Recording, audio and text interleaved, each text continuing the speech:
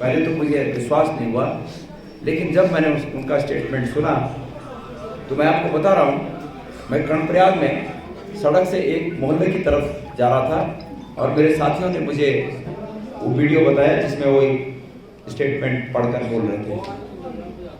जब वो स्टेटमेंट पढ़ रहे थे मैंने देखा तो मैं आपको सच बताऊं, मेरे पैर कांपने लगे और मुझे ऐसा विश्वास नहीं हुआ कि क्या ऐसा हो सकता है। तो मैं आज जब यहाँ गोपेश्वर में आया तो आप लोगों का इतना प्रेम देखकर वाकई आप लोगों ने मुझे जीवन भर के लिए अपना ऋणी बना दिया और मैं आपसे वादा करना चाहता हूँ, भगवान गोपीनाथ के इस पावन धरती को नमन करते हुए मैंने आज भगवान गोपीनाथ जी के सामने संकल्प लिया कि हे प्रभु, मुझे इतनी शक्ति देना कि इन लोगों की आकांक्षाएं, इन हमारे साथियों की जो मन में उम्मीदें हैं मेरे प्रति, मुझे इतनी ताकत देना कि मैं इनकी आकांक्षाओं पर खरा उतर सकूं। मैं अपने को मानता हूं कि मैं राजनीति में एक योद्धा के समान हूं। मैंने कभी पीछे मुड़कर नहीं देखा। मैंने कभी जीवन में लालच को अपने इर्द गिर्द नहीं आने दिया। मैंने ये माना है कि राजनीतिक जीवन में नैतिकता,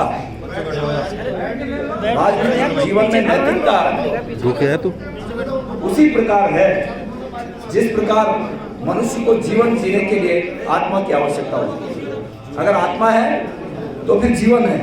इसी प्रकार राजनीति में अगर नैतिकता है तो राजनीतिक जीवन है, मैं ऐसा मानता हूं। और इस वर्ष लोकसभा के चुनाव में भारतीय जनता पार्टी ने, उन्हें अपना भरोसा नहीं था कि वो अपने दम पर चुनाव लड़ सकें। उन्होंने छोटे लेवल से और बड़े लेवल तक कांग्रेस के कार्यकर्ताओं से लेकर नेताओं को तोड़ने पर भरोसा रखा।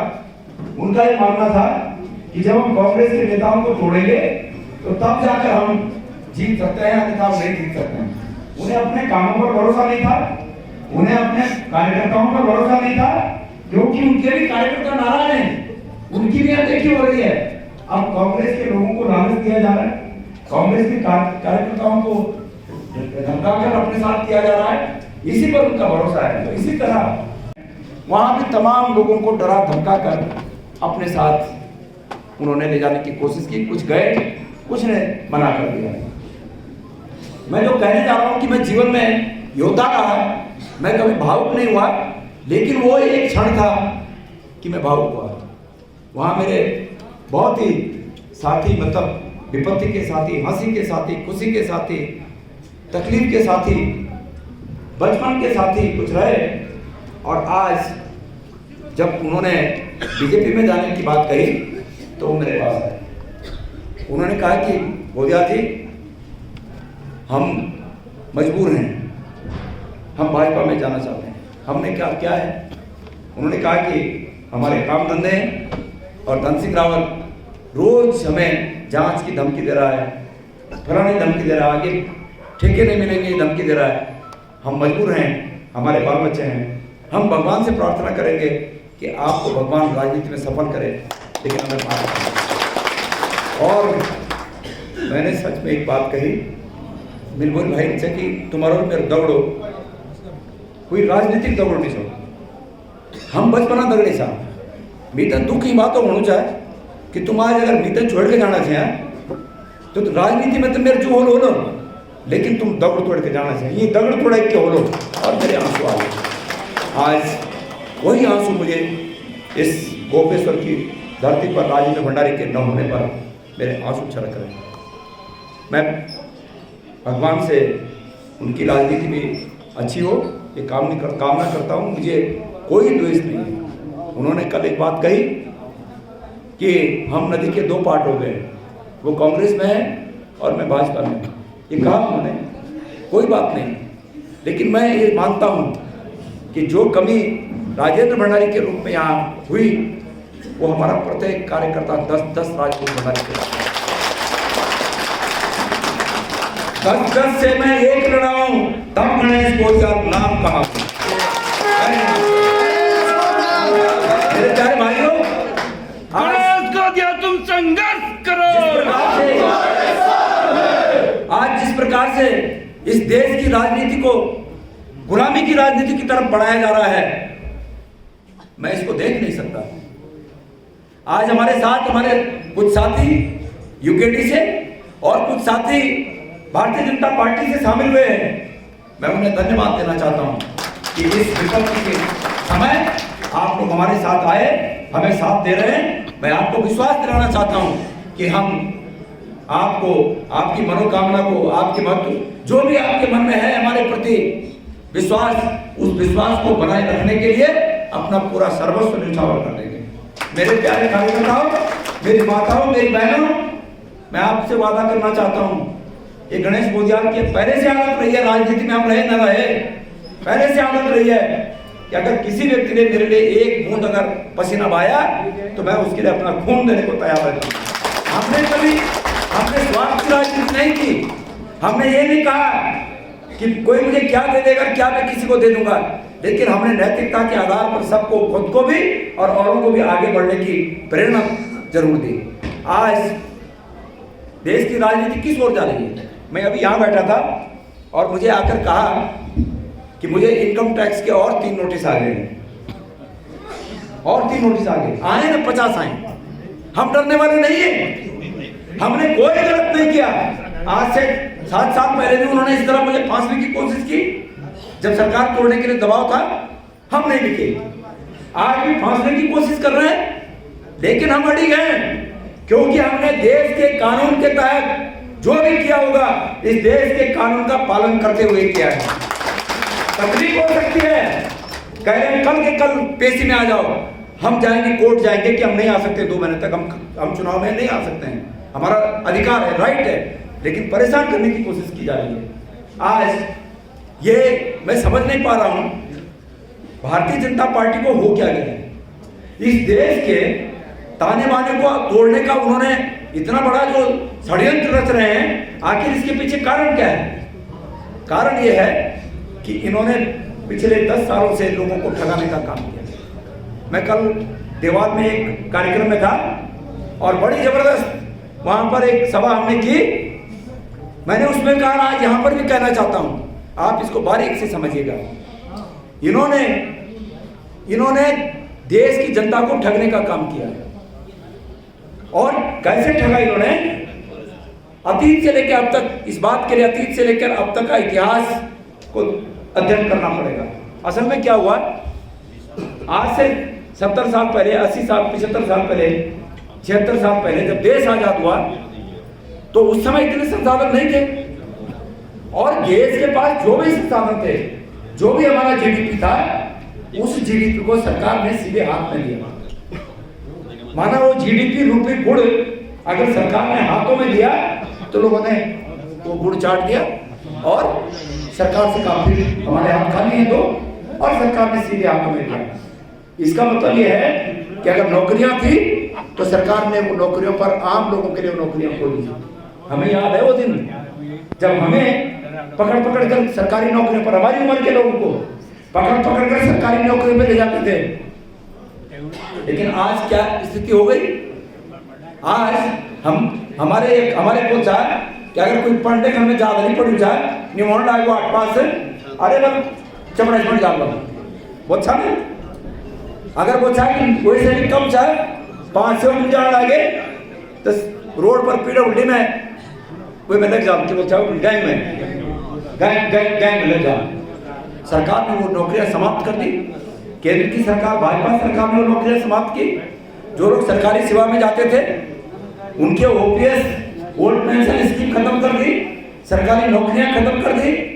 बच्चे आज पढ़े लिखे बच्चे बेरोजगार घूम रहे हैं, और उन बेरोजगार बच्चों के हाथ में एक मोबाइल थमा दिया, और उस मोबाइल में बतेरे बर्बाद हो गए परिवार कि उनको जुआ खिलाया जा रहा है, जुआ, ऑनलाइन जुआ। ये किसने शुरू किया? ये केंद्र की सरकार ने शुरू किया, मोदी जी के रहते हुए शुरू हुआ ये जुआ। और इतने परिवार बर्बाद हो गए, मेरे देखने में कई परिवार हैं जो ये ऑनलाइन जुआ से बर्बाद हो गए।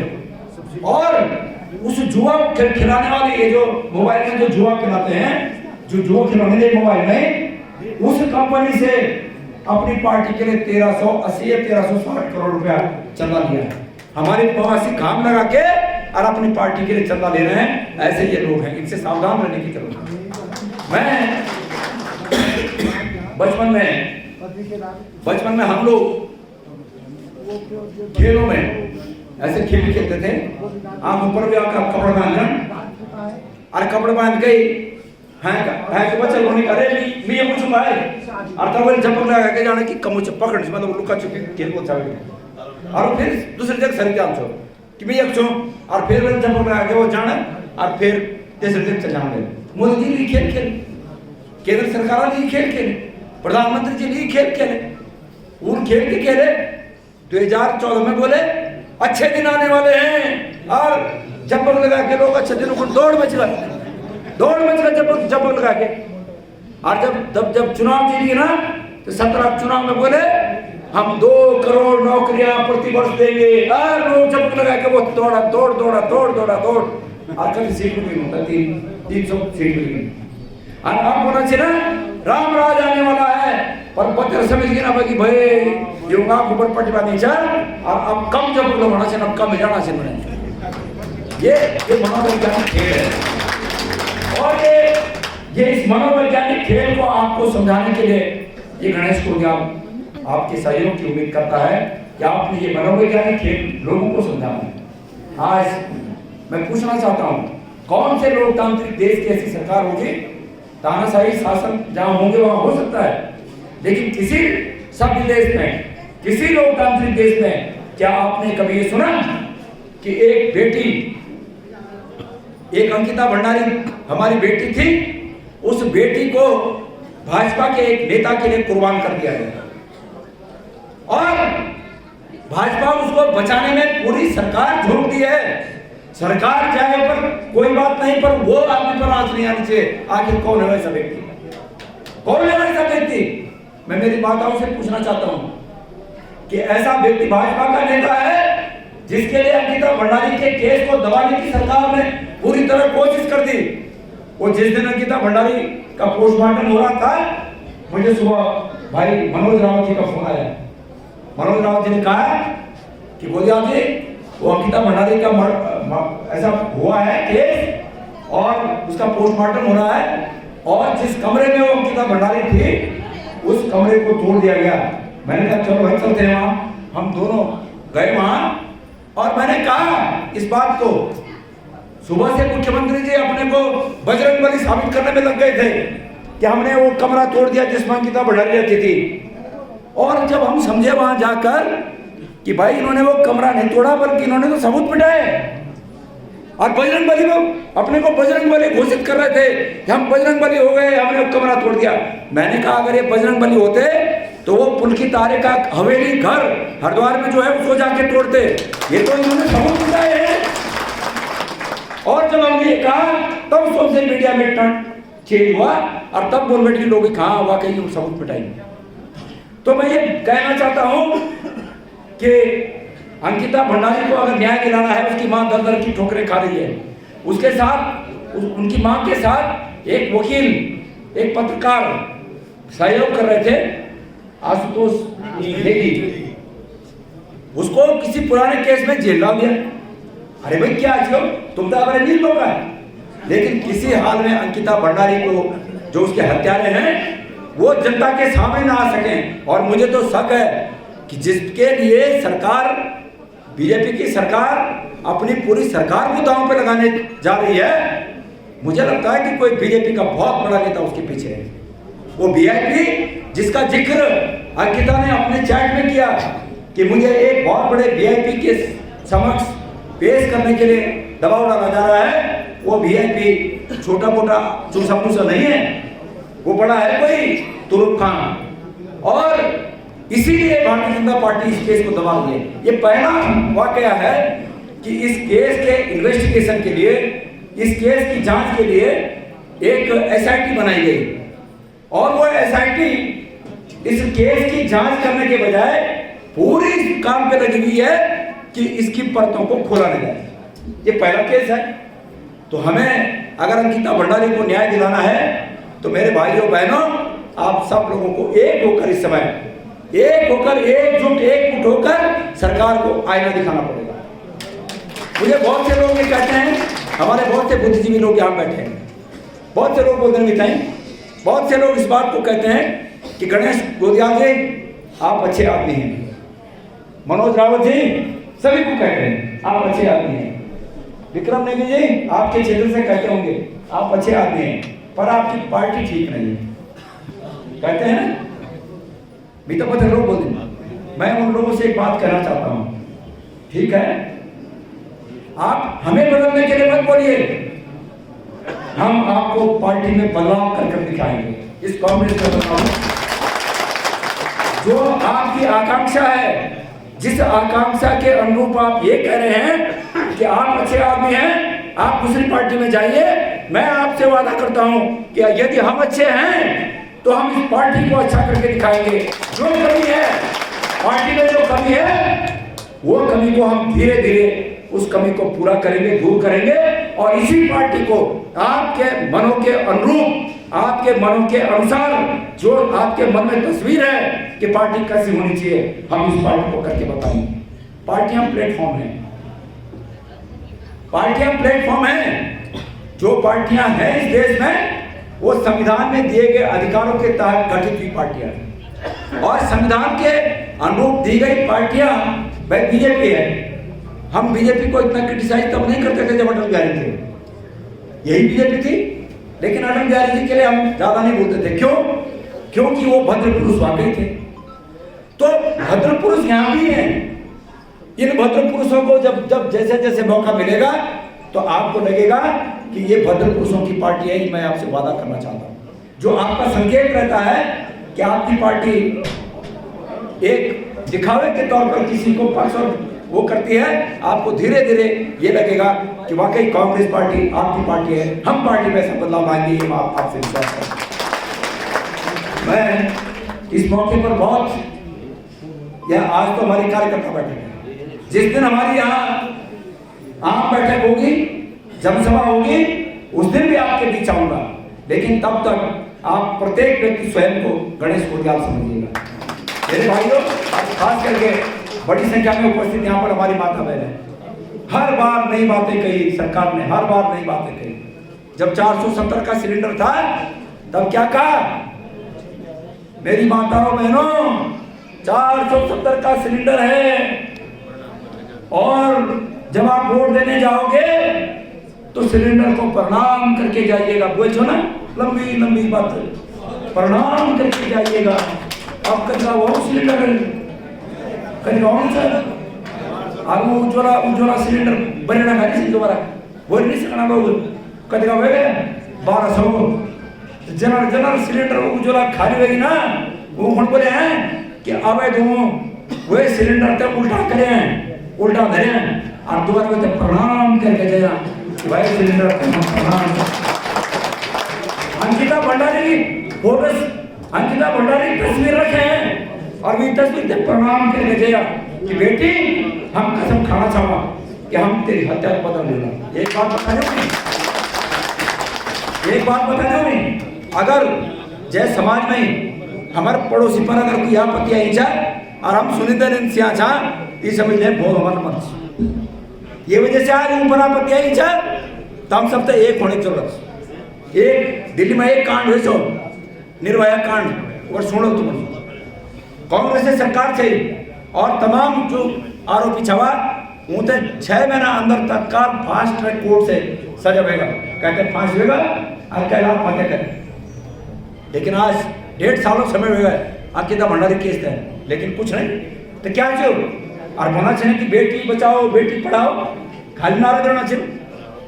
बच्चा बोलना चाहिए ना कि भाई फलाना जी जो चाहे बाल बच्चा नहीं छे ना, और तब वो चाहे जो एक बाल बच्चा नहीं छे, अरे बेव कर छो तुम घर में निकालो बाल बच्चा होगा वहां मत मत करते छे।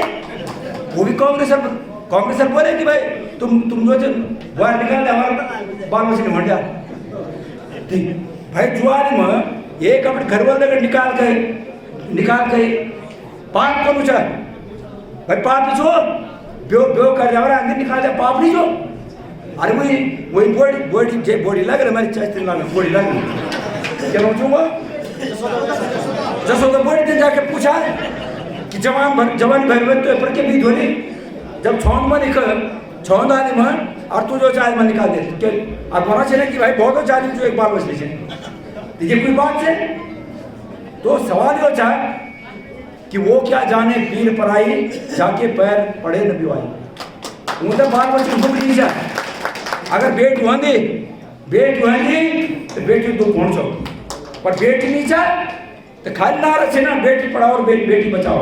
मणिपुर में क्यों है कोई सभ्य समाज कोई भी सभ्य समाज में यही बात स्वीकार करे जाओ कि दुई महिलाओं की क्या सरेआम निर्वस्त्र कर गए ये युग में ये सभी युग में उन्हें उसके स्वरूप है। और बात ये नहीं चाह अपराधियों कर बोलो मिट्टी बोलो छोटी वो भी हुई नहीं कर पड़े लेकिन यूं अपराधियों से क्यों अपराधियों से बचाव काम करे 3 महीने तक FIR कर निबटे और मुख्यमंत्री बोले कि ऐसी घटनाएं तो सैकड़ों होते रहती हैं। अरे शर्म आनी चाहिए थू ऐसे मुख्यमंत्री होते क्या है। जनता अगर मुख्यमंत्री बनाती है तो इसलिए बनाती है कि विपत्ति के समय ऐसे समय में सरकार हमारी मदद करे। हम भारत के नागरिक हैं हम विभिन्न धर्मों के हो सकते हैं विभिन्न जातियों के हो सकते हैं लेकिन हमारा सबका धर्म भारतीयता है। ये मणिपुर का भी है ये उत्तराखंड का भी है ये कश्मीर का भी है ये कन्याकुमारी का है। हमारा एक धर्म है वो भारतीयता हमारा धर्म है और संविधान इस धर्म के तहत इस भारतीयता के धर्म के तहत हमारी रक्षा का वचन संविधान में दिया है। हमारा हक है हमारा अधिकार है खैरात नहीं है। आपने इस देश को लूट लिया है।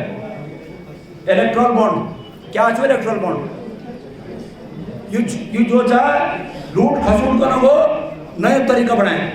इलेक्ट्रल बॉन्ड जिन जिन लोगों को इनकम टैक्स के छापे पड़े जिन जिन कंपनियों को ईडी के छापे पड़े जिन जिन कंपनियों को CBI के छापे पड़े वो तमाम लोगों ने इलेक्ट्रल बॉन्ड में पैसा दे दिया।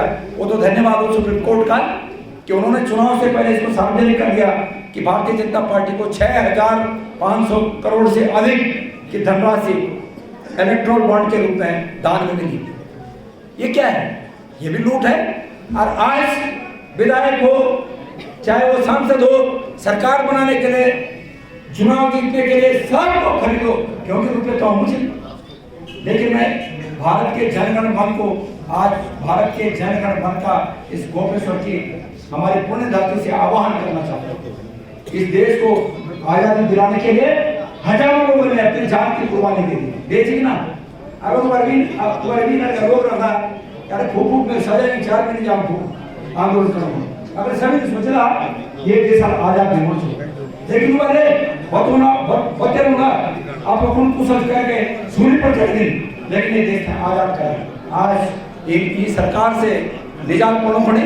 आज हमारे युवाओं को हक रखना पड़े। अगली भी योजना मैं पूछना चाहूँ छू प्रश्न लेके बोले ये जो आप अध्यक्ष है ना आप अध्यक्ष है ना बीजेपी का एक ही का चुनो महेंद्र पढ़ी वो एक ही पढ़ दूंगा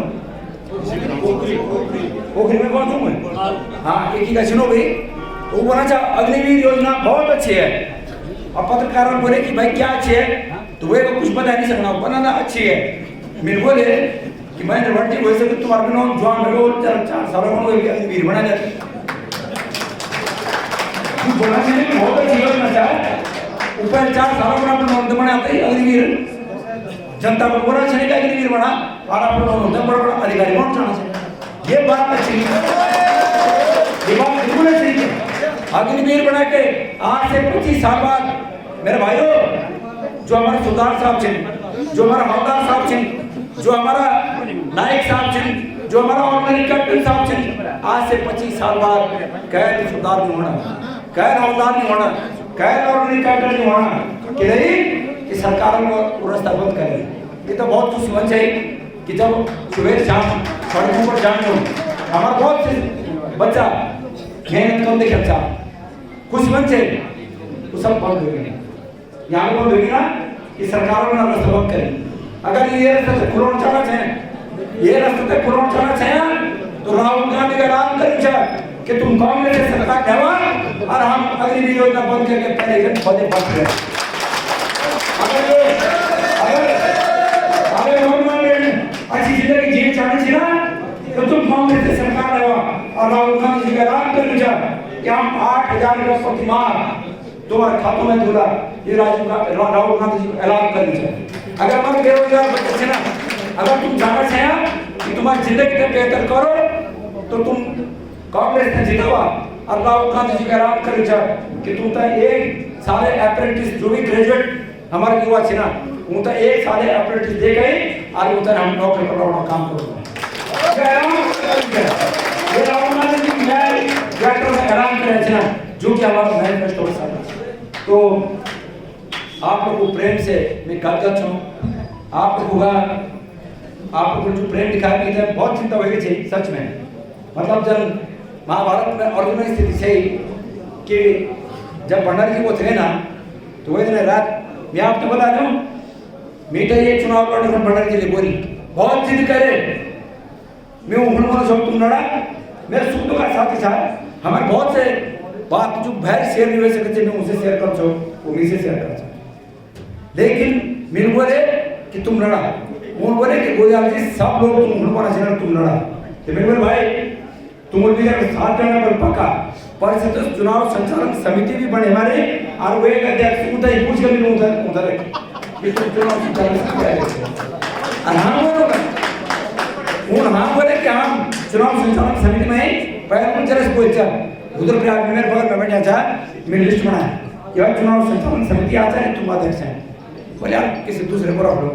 बिल्कुल नहीं, कोई दूसरे नहीं, तुम हैं बस, चलो ठीक है। अब तो छोड़ के हम मंच पर घोषणा नहीं किया। तो सुख दुख का साथ ही चाह, लेकिन पर मेरी स्थिति कारण मेरा मुझे छोड़ में जब सुने तो जब अर्जुन रण में जाना तुम तैयार छो और तुम्हारे हुए देखे कि यार जो तक मेरे मन था वो सब अपना है ना, तो वे मन कट होएगा, वे गांडी धनुष भी कर देना। और वे बोले कि भाई कृष्ण मीठा ये विचार की दो चार को नीचा ये सब कौन खाई ना मीठा कुछ विचार चाहिए। लेकिन श्री कृष्ण बोले कि अर्जुन जो कि गीता में लिखा था, गीता उपदेश कि भाई तुम कर्म करो और कर्म करना इस जगत के लिए तुम्हारा फर्ज है। ये तमाम लोग मेरे छावा जो ऐसे मिल जाए और तुम समझे वो तो दुर्योधन बन गया। लेकिन ऐसे मेरे कृष्ण से ना जॉन मिलते हैं, आप सब लोग से मेरे कृष्ण जॉन मिलते ही बोले कि गणेश को आप तुम खड़ो और हम को देते हैं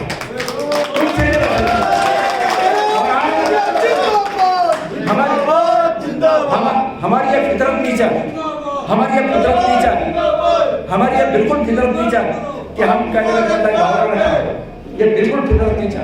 लेकिन आप लोग मुझे एक बात बोले कि जो कांग्रेस छोड़े लोग दोबारा एक रास्ता नहीं बोलो, मैं आपसे वादा करता कि जो कांग्रेस छोड़े ले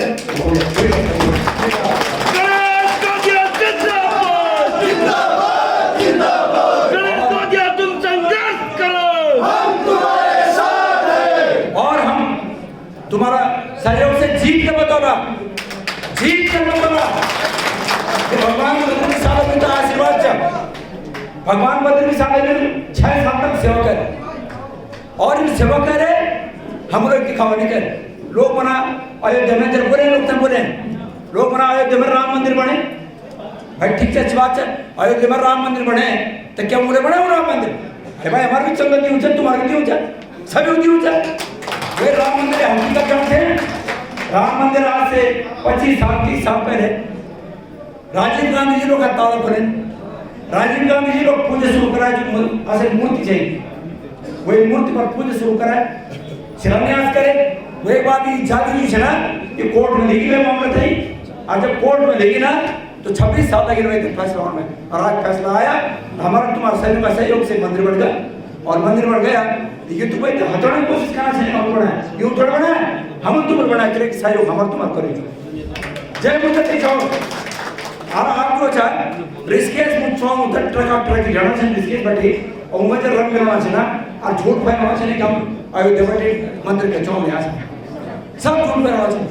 अरे भाई ट्रक में कौन मंदिर दिन चौक मंदिर में ट्रक में मंदिर, तो ये झूठ फैलाना चाहिए। और जब तक मंदिर बात है जो समझ बैठ कभी लोग यहाँ से ये सब लोग जो समझ बैठे ये लोग जो समझ तुम नरसिंह मंदिर देख से क्या हमारा नरसिंह मंदिर राम मंदिर से कम है? हम बखान नहीं करे, ये बखान नहीं करे कि हम राजनीति में ही उचित समझदार कि हमें चीजों को बखान करा। लेकिन आज जब हमारे भी प्रसार लोग झूठ तो होना चाहिए ना, हम सच बताना चाहते। और एक बीजेपी बोल दिया है, जे लोग प्राण प्रतिष्ठा से एक बीजेपी बोल दिया है, और क्या नहीं है ना, ये बोले हमारे नौ ने को मेरे को तुम्हारा नौ देखा हम पढ़ा है कि अध्यक्ष हो, और जब ये अपना नौ ले तो तुम्हारा नौ कितने देगा भाई चावले में भगवाना मंदिर पर का नौ मिलेगा। तो यूं तो सिर्फ नौ पड़ी केदारनाथ में जितना पुनर्निर्माण काम है ना, वो टोटल पुनर्निर्माण काम कांग्रेस कर रही है। और ये लोग पुराना ढोका गए कहीं और अपना नौबत नहीं ढूंढ रहे। आज जोशीमठ में आपका आप जानना चाहेंगे किस में आपका कांग्रेस पार्टी हम लोग हमेशा वो काम पुरानी स्थिति देखे, लेकिन आज सरकार वो एक उचित योजना नहीं बना सकती। ब्याज भंडार जी बोला चाह कि उसके लिए 1500-1600 करोड़ रुपया आता है, तो भाई 1500-1600 करोड़ आयोजन तो काम